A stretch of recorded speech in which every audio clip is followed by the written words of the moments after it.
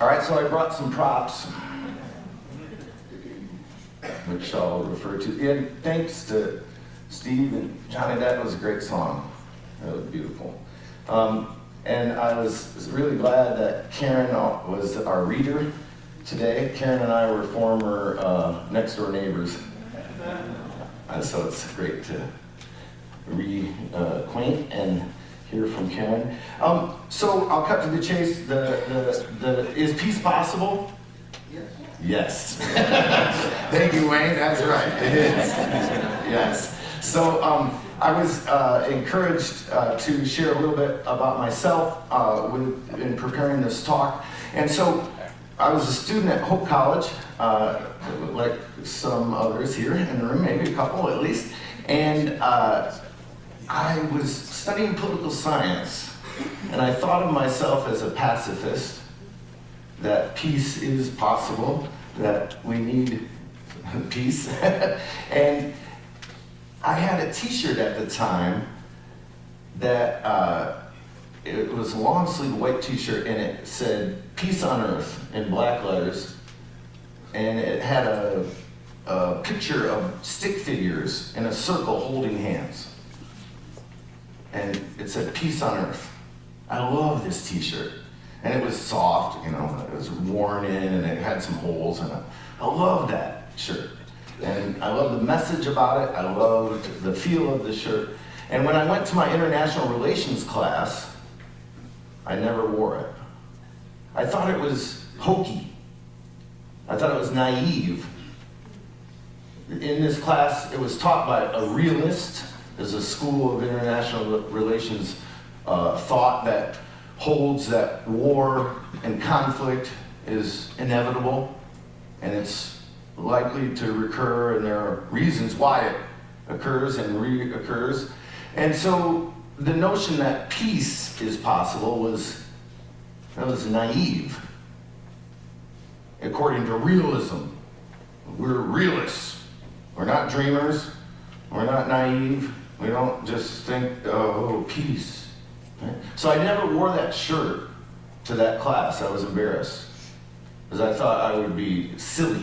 It was silly to think that peace is possible. So I finished the class and graduated from Hope College and decided to go to graduate school. And people said, well, why do you want to go to graduate school? Well, I wanted maybe to be a college professor, but also I wanted to prolong adolescence.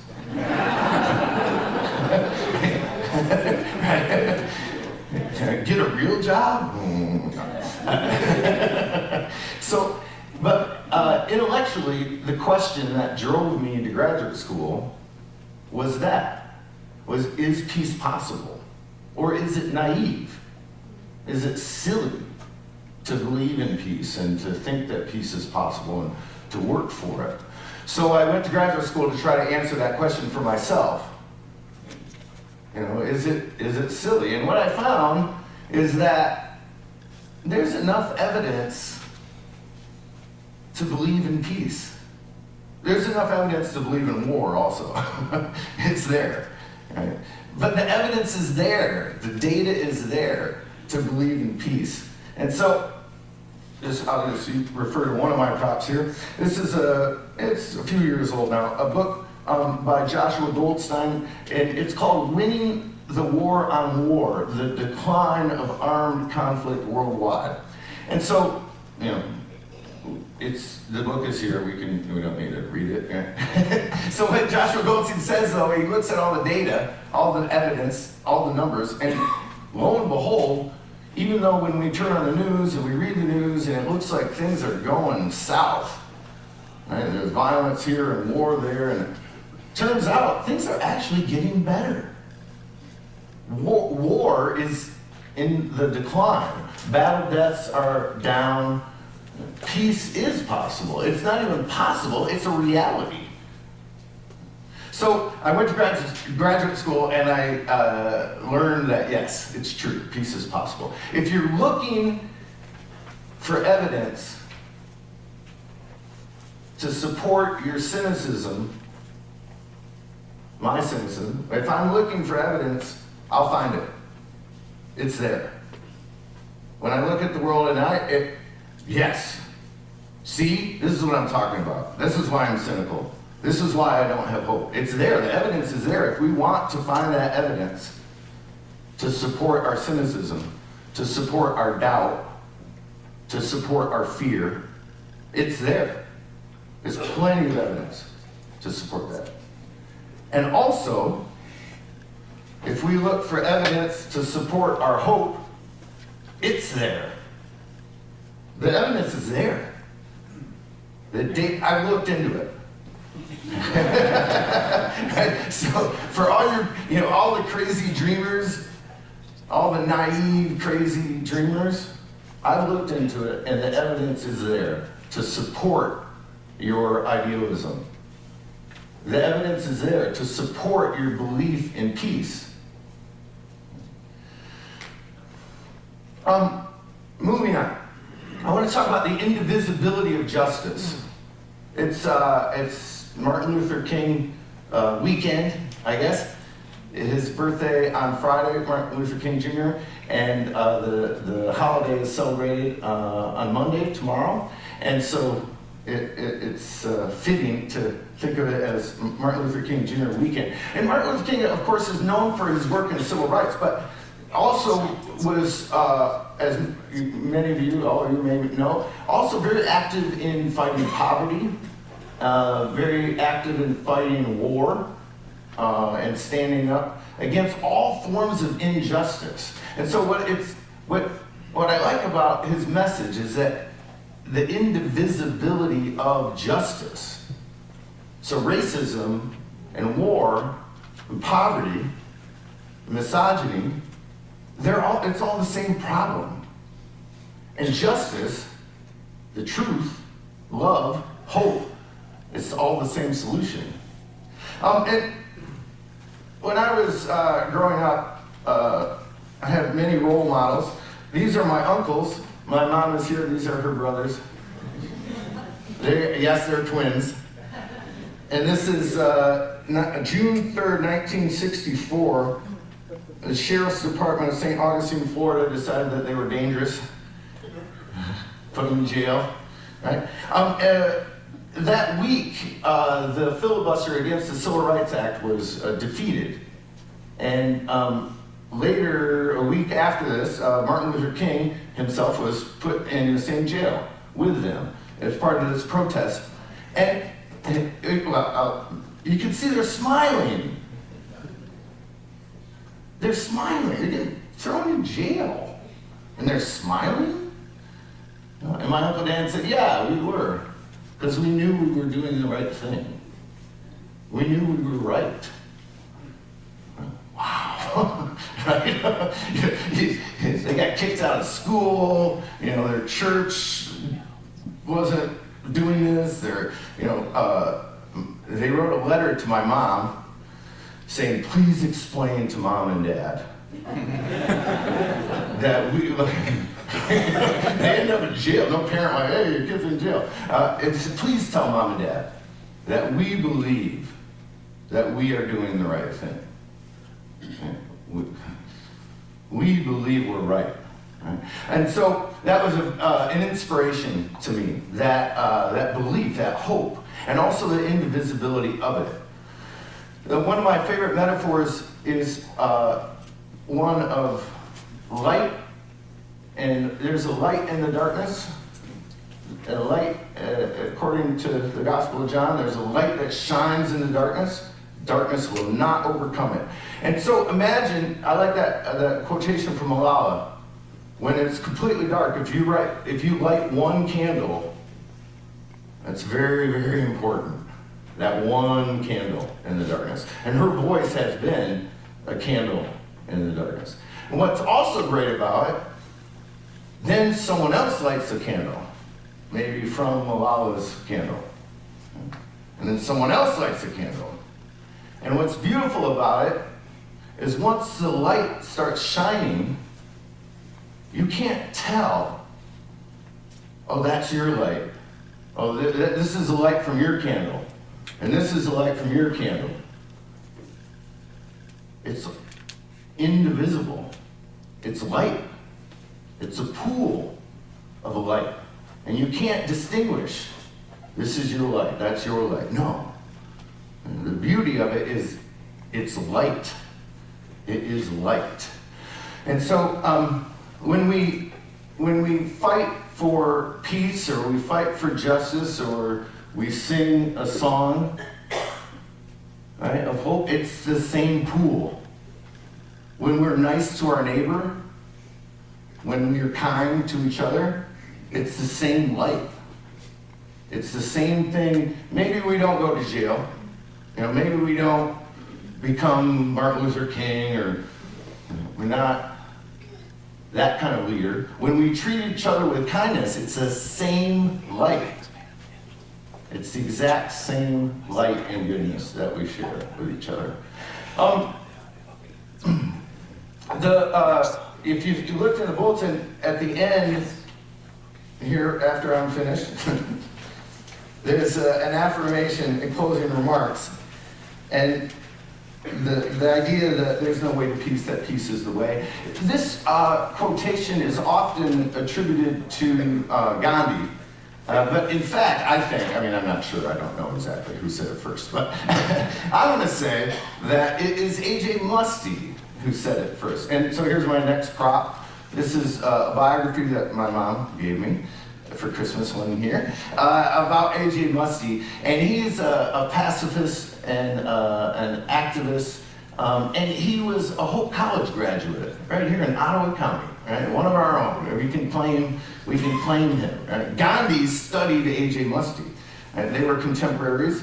And so I like that idea that there's no way to peace. Peace is the way.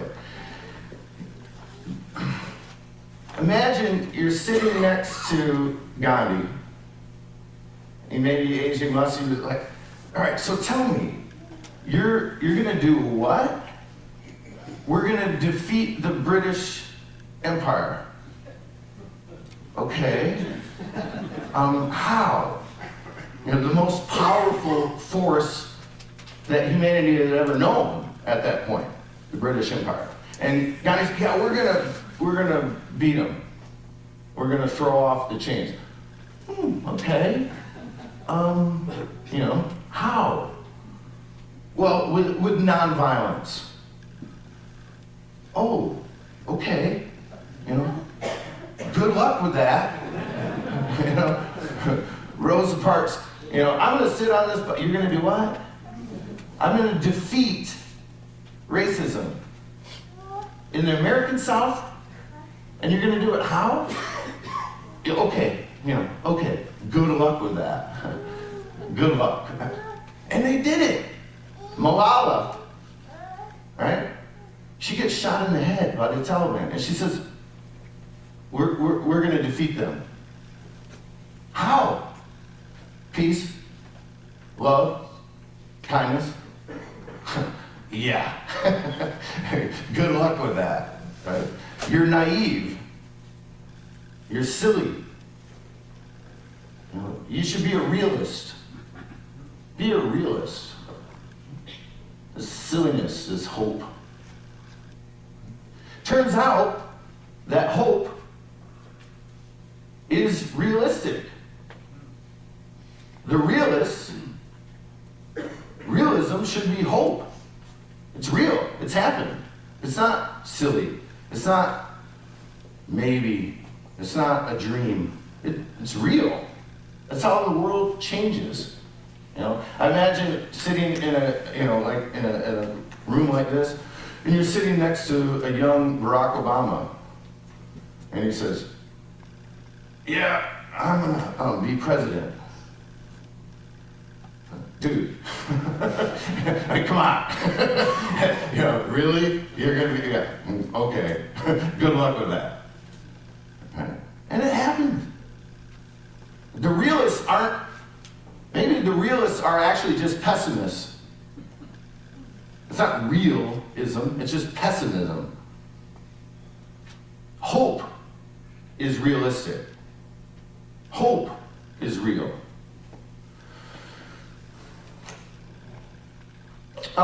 So things are getting better. Right? So the big picture Life expectancies around the world are going up.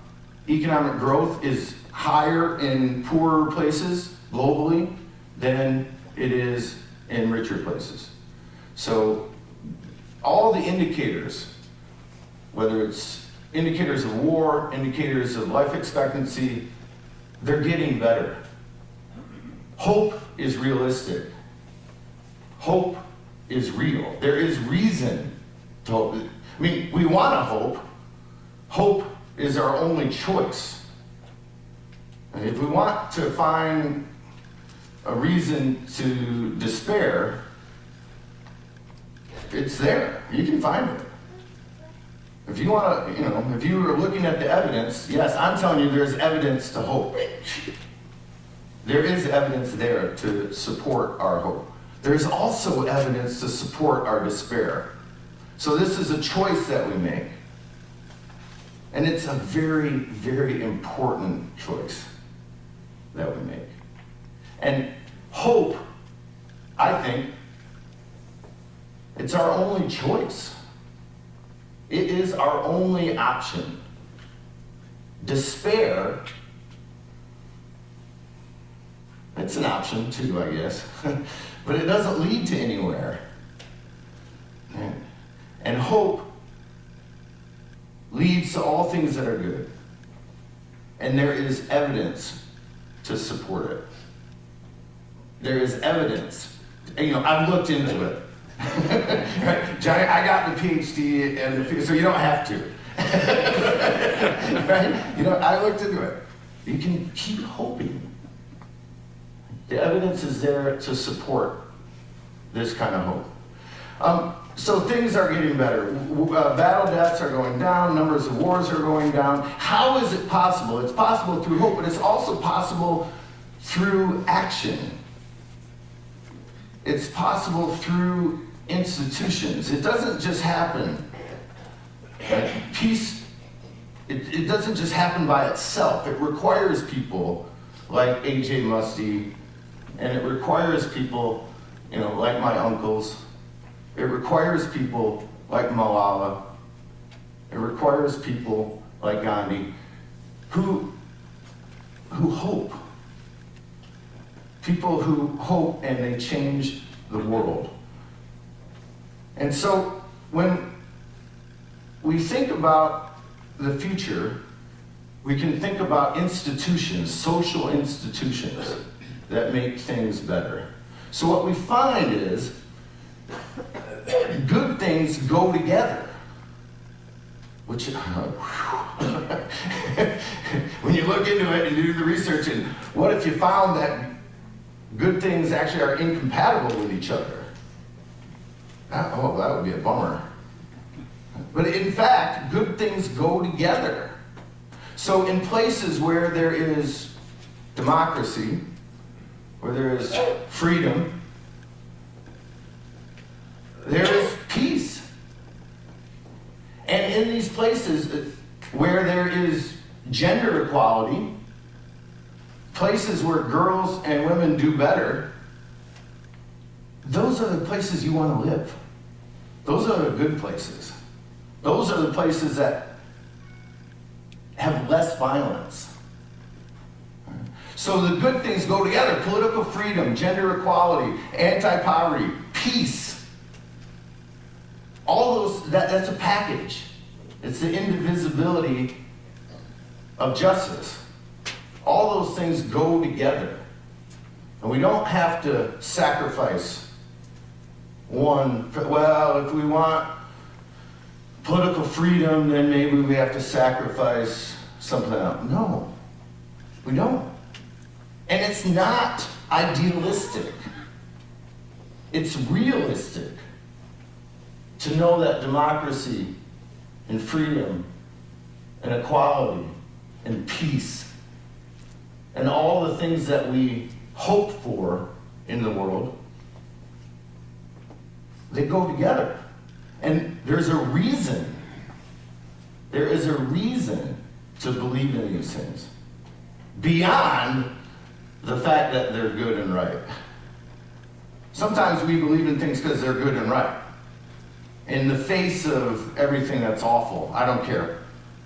Right? I don't care. I'm gonna believe in what is good, regardless of anything, regardless of the evidence, regardless of all the cynical responses I may receive. I'm still going to believe it.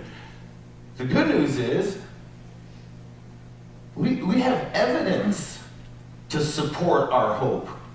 We have evidence to support our faith. We have evidence to support our idealism, to the extent that our idealism is in fact realism. It's realistic. It's not a dream. It's not a hope. It's not a wish. It's real. And it impacts every day. So when we read the newspaper, sometimes it's hard, right? Isn't it, Patty? I think it's so hard. You read the newspaper, like, oh, it's hard. And so sometimes it's easier not to. Like, I don't want to read about Syria. I don't want to hear about the suffering there. I don't want to read about Flint. I don't want to read about the unhealthy drinking water. And it's hard. As an academic, sometimes I envy my colleagues who are chemists. The weight. If you're interested in chemistry, you're like, you're not reading about kids who are drinking poisoned water. You're not reading about families who are torn apart and bombs, falling on their heads and they're having to flee. And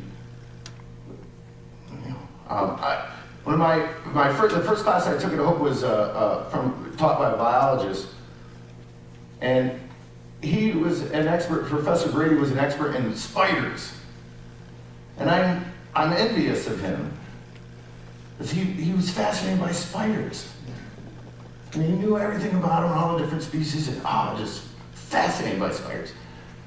And maybe he took it personally, like, if a spider died, one of his favorites, this spider, the weight, So it's easier to pay attention to spiders. Because then it's about curiosity. It's not about the weight. So when we look at the world, it's hard. We read the newspaper, look at the news, it's hard. It's painful. There's suffering. And what I want to say is, there is reason to hope. In all that suffering, the data is there. The light is shining. And the darkness has no chance. Because when we light our candles, then someone else lights it. And someone else lights it. And we have a room that's filled with light. And the darkness will not overcome it. Thank you so much for being here today. Thank you so much for supporting a community like this, for being this community. And I will be here for the talk back session. And I'd love to hear questions and comments and yeah buts. If you have any yeah but. So thank you very much.